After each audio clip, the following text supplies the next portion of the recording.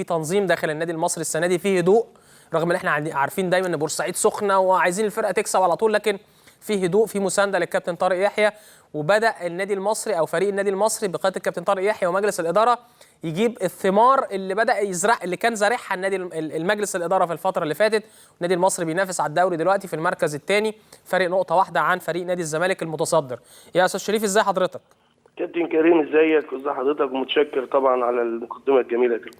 الله يخليك يا باشا. يعني طبعا اكيد كل بورسعيد فرحانه بالمصري، وهتكمل مسانده ودعم للنادي المصري عشان يشوفوا المصري في حته كويسه في الدوري الممتاز. والله العظيم انا مش عايز احكي لك يعني قد ايه الناس فرحانه جدا في بورسعيد طبعا المجهود اللي ظهرت بالفرقه، والحمد لله زي ما حضرتك قلت ده ثمار وجهود مجلس اداره مشترك مع جهاز فني على اعلى مستوى، كابتن طارق يحيى وجهازه، وعاملين يعني خلطه كده جميله كده، ربنا يتممها لنا بخير ان شاء الله، ونقدر نسعد جماهير بورسعيد الحبيبه، لان انت عارف يا كابتن كريم جماهير بورسعيد يعني زي ما احنا بنقول كده بالبلدي، الكره عندهم احيانا قبل الخبز يعني. ايوه قبل ايه؟ انت عارف الكلام ده كويس. الكره عندهم قبل ايه؟ قبل الخبز احيانا يعني. قبل الخبز. انا سمعت حاجه ثانيه.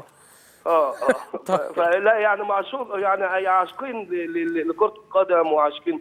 انت عارف اللعبه ديت عندنا بالنسبه لنا طبعا اللعبه الشعبيه رقم واحد او في مصر كلها، ولكن طبعا جماهير بورسعيد طبعا الحبيبه انت عارف قد ايه بيحبوا كره القدم، وحضرتك لعبت كوره، والكابتن حسن شحاته اجى عندنا برضه بورسعيد واشتغل وعارف الكلام ده. طيب يعني سامع كده انتوا عاملين مكافآت خاصه للعيبه المصري لو كسبوا الزمالك.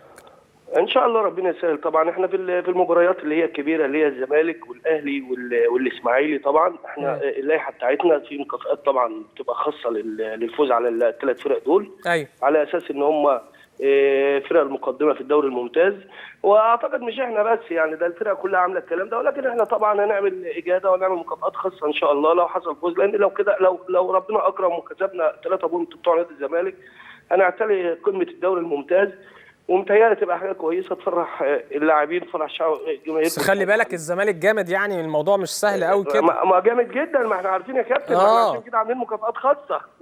طيب يعني قول لي ماتش الاهلي والمصري امتى؟ ماتش الاهلي والمصري ان شاء الله في منتصف شهر 12 يعني. في شهر 12. في شهر 12 باذن الله. في اي تفكير عندكم كمجلس اداره اللي انتوا تعملوا مبادره قبل المباراه، اي حاجه كده تخلوا المباراه داخله والامور هاديه، ولا ما بتفكروش في القصه دي دلوقتي؟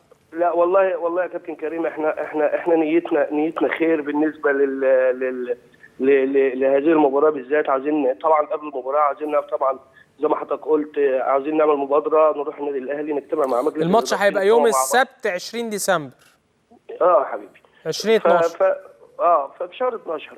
20/12. فاحنا كمجلس اداره والله عندنا اتم الاستعداد ان احنا نروح النادي الاهلي ونقعد مع مجلس اداره النادي الاهلي بقياده الاستاذ محمود طاهر، راجل محترم، وفي حاجات ان شاء الله بس انا مش عاوز احرقها يعني.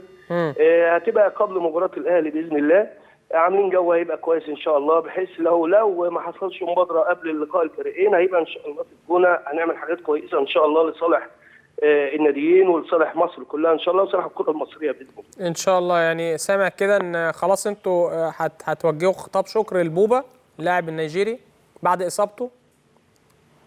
طبعا هو بوبا طبعا احنا كنادي ما استفدناش منه بصراحه.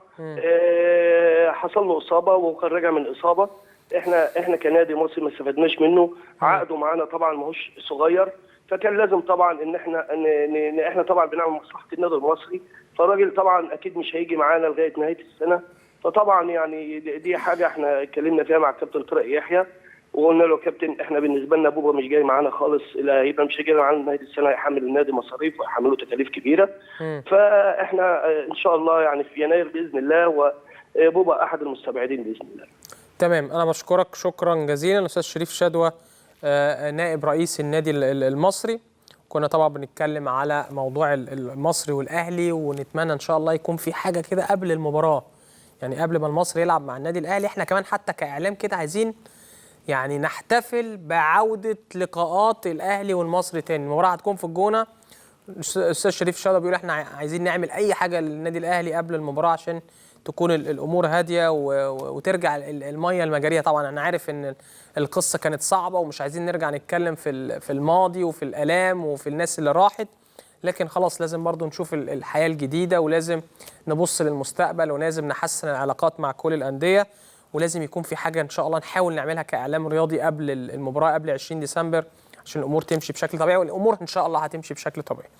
طيب النهارده كان حصل موقف كده في تدريب النادي الاسماعيلي، ريكاردو المدير الفني طرد